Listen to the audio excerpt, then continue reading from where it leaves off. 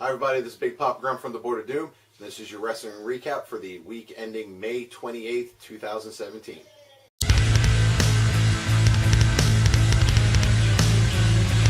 I'm going to try to keep this short. I'm going to just hit some highlights, kind of how I did it last week. I'm going to try to expand a little bit and talk about some other things outside WWE again. We're going to start with Raw, and we're going to start with Dean Ambrose versus the Drifter. It was nice to see they finally got Elias Sampson into the ring, got to show off a little bit of what he can do, and it also progressed the Miz Dean Ambrose story with the title can change hands on a disqualification stipulation that they've got going on. Of course, he came in and Miz came in and hit the Drifter, thus disqualifying Ambrose and kind of sending a message. It was a neat little touch. I mean, it wasn't a huge segment, but it was neat. Then we come to Paul Heyman's promo on Finn Balor. You gotta watch this. This is Paul Heyman at his best. Paul Heyman did more to put Finn Balor over in one segment than the creative team had done the entire time he was here. And Finn Balor's already over, but he actually kind of teased the notion that Brock Lesnar could be facing Finn Balor for the Universal Championship. And as intriguing a match as that is, you know, with the other guys in there, it also kind of, you know, what's he up to? Where's he going to go with this? Is he playing with Finn's head and all that? It was actually a very well done segment. Probably one of the best done segments on Raw, especially as far as promos go with them, in a long time. You also got to see Carl Anderson in the ring one-on-one with Finn Balor. So for anybody who remembers the old Bullet Club, was, you know, marking out over that. Solid match. It showcased everybody. It obviously was there to put Finn over, but they allowed Carl Anderson to just not job for Finn Balor. You know, it was back and forth for a little while before Finn took control and got the win. So that was kind of neat too. And to wrap up my things I took away from Raw, the kendo stick on a pole thing is silly, but the idea of the gals actually using weapons in a match is kind of interesting. The idea of Bayley not being extreme enough is interesting. That, and WWE is going to have to do something about their cruiserweight division. The crowd was chanting boring. Their Beach Ball Mania was going on, and you know the Cruiserweight Classic was one of the best things on the network all last year, and everybody was excited for the Cruiserweight division. And then the WWE has just fumbled the ball with it. It's a combination of a lot of things, but none of it has to do with the in-ring work. Those guys are killing it in what little time they have. And it's unfortunate because, you know, your live crowds are just, I mean, it makes sense because it's at the end of SmackDown, 205 Live is. It's at the end of SmackDown. They've already sat through the 2-hour show, and then half of them are leaving to go home because SmackDown's over. So you've got a half full or half empty arena for the cruiserweights. It's just depressing. They really should kind of, my opinion is they should do that show like they do NXT. They should tape a bunch of them and air them. Do it down at Full Sail, because that crowd is hot for everything down there, and they're a good crowd. So I think if you want 205 to succeed, you got to just stop doing the live tours with them, take them down to NXT, and have them do it at Full Sail. So moving on to the May 23rd Tuesday Night SmackDown Live, you had the Shane McMahon come out. Now, I've got issues with the authority figures, the GMs or the commissioners or whoever, coming out to start every show. But it doesn't bug me as much whenever it's Shane, because he kind of comes out and he just tells the crowd what's coming. He kind of gives the line, you know, the rundown to the crowd, and that's kind of neat. It's still mildly annoying that he does it every week, but it did lead to one of my pet peeves, which is the opening promo being whatever the big story is. All the participants come out and start shooting promos on each other, and then it turns into a match of some sort.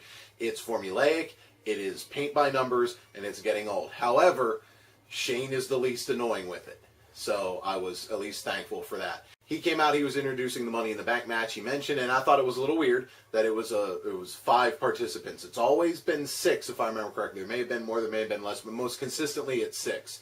And so, you know, you had Dolph Ziggler, Shinsuke Nakamura, AJ Styles, Baron Corbin, and Sami Zayn.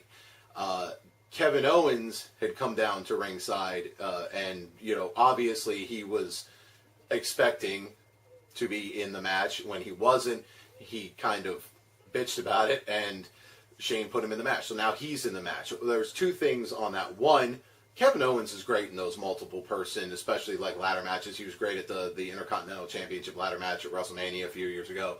He does well in those kind of matches. So I'm excited to see him in it. And plus it adds the idea that he could win. He's another credible person in that match.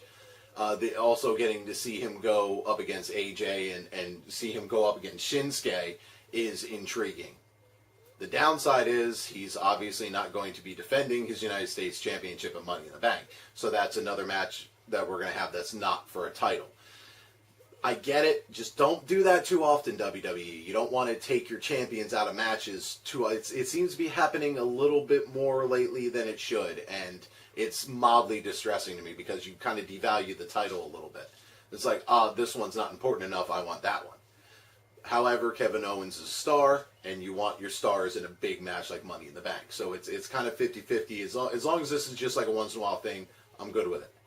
Talk about the Punjabi celebration. I was expecting another one of those heel celebration that was just above and beyond annoying, and then your face former champion or whatever or challenger is coming out to interrupt it. None of those things happened. It was actually done well. It didn't run too long. It wasn't like so short that it wasn't anything. He came out, he had his celebration.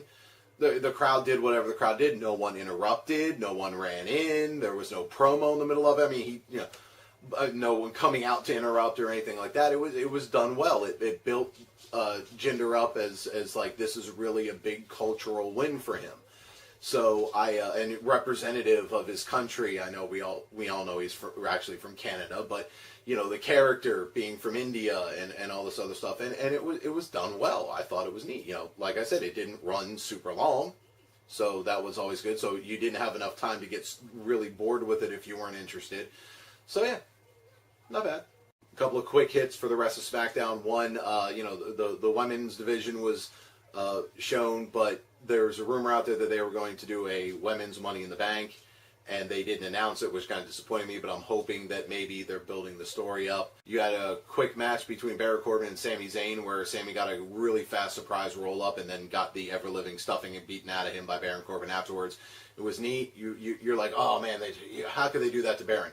They're building him up. This is a way to build him up. You got to take a few steps back. That way it's more meaningful when it hits. Also, since it's probably going to be at Zayn's expense, you've built up some wins for Zayn so that when he does lose to Corbin, it doesn't hurt him as badly. On to the main event, where you had Kevin Owens and Dolph Ziggler versus AJ Styles and Shinsuke Nakamura. The match was what you would expect from those guys, and getting only 20 minutes plus with commercial breaks to roll with it. The ending was the big moment where you had Shinsuke, he got the pin on Owens, and then you had AJ and Shinsuke in the ring together, and there were all kinds of things that you could project as to what was going through their heads. There was a moment where AJ was standing on the middle turnbuckle. You almost thought he was going to attack, but he didn't. He sat down and just took it all in. These are two guys that this time a couple years ago were wrestling each other in New Japan. So it's one of those, I can't believe we got here. He's looking at AJ, or AJ's looking at Shinsuke in the ring, and two guys who probably thought they'd never be in WWE. So it was kind of a neat moment, and the WWE production crew let that moment play out, and it was pretty cool. Not going to go too in depth on NXT because it was basically the dark matches from TakeOver. The one exception, the only really notable thing that came out was that the Velveteen Dream, Patrick Clark, debuted, and didn't look bad. That kind of gimmick, that kind of like over the top, flamboyantly arrogant kind of gimmick, can we've seen massive failures, but we've seen a few actually succeed. So it'll be interesting which way this goes. I just hope you got to own that gimmick, and you really got to commit to it. So, real quick, Ring of Honor update. I'm not going to spoil too much because they taped a bunch of episodes that haven't aired yet, but I believe it's the next episode that's about to air has a bit with Marty Scurll and the Young Bucks doing tea time, or a tea party with Marty.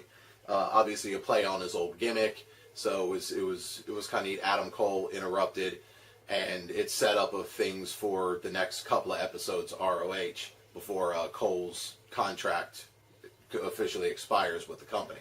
And so the spoilers are on the internet, so if you want to read ahead, feel free. You know, I'm not going to stop you. I'm not judging, but I'm not going to do that.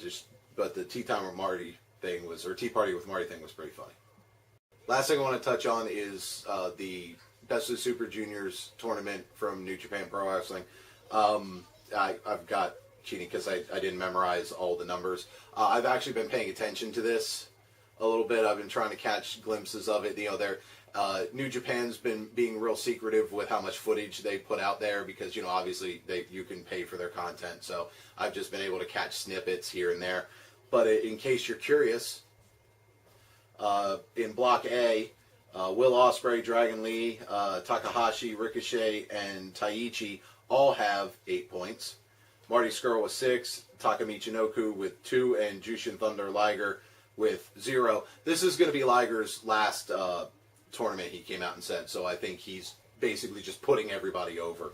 And then Block B, El Desperado, Kanemaru, Taguchi, ACH, Tiger Mask, Valador, Kushida, and Bushi all have 6 points. It's like an 8-way tie for first place.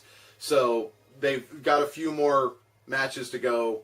The top 2 in each block face each other in a you know, because it's all round robin type stuff. And then at the end of the round, at the end of that, each block has 2 people. The top 2 wrestle each other, and then those 2 winners wrestle for the Best of Super Juniors. So, you know, that's that. Obviously, because I'm kind of riding the Marty Scurll wave right now, it'll be nice to see him go. Will Ospreay won it last year. There've only been a handful of 2-time winners. I'm not gonna. I could Wikipedia that, but I'm not going to. You do that. But it would be nice to see Will Ospreay do it.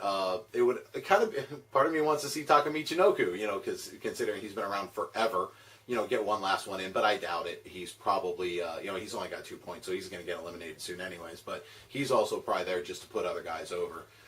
So, but yeah, it's anyone's tournament right now.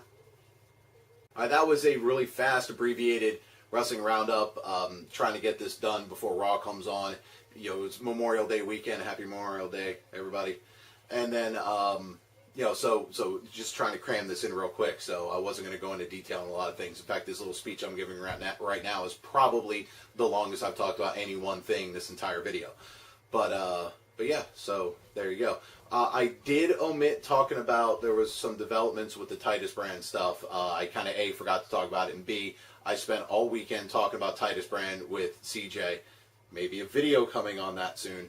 And so yeah, I was just kind of not even thinking about it at that point.